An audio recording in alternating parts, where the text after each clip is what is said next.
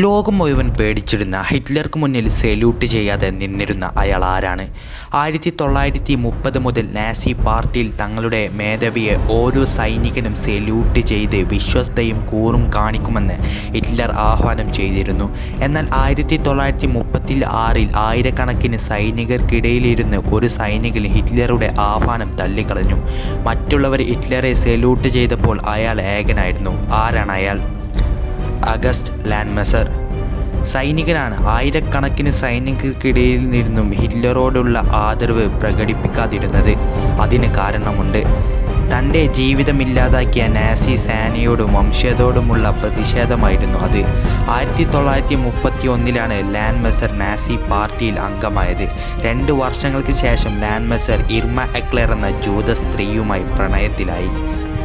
1935 ഇർമയെ വിവാഹം ആലോചിച്ചു. ഇവർ തമ്മിൽ വിവാഹ നിശ്ചയം കഴിഞ്ഞതോടെ ലാൻഡ്മെസർ നാസി പാർട്ടിയിൽ നിന്നും പുറത്താക്കപ്പെട്ടു.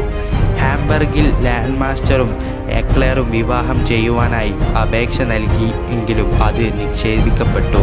1936 ജൂൺ 13 ഹിറ്റ്ലർ ഒരു ജർമ്മൻ കപ്പലിൽ നിന്ന് അഭിസംബോധന ചെയ്യവേ സൈനികരുടെ ഇടയിൽ ഹിറ്റ്ലറിനെ അഭിസംബോധനം ചെയ്യാതെ ഇരുന്ന ലാൻഡ്മെസർ പ്രതിഷേധിച്ചു.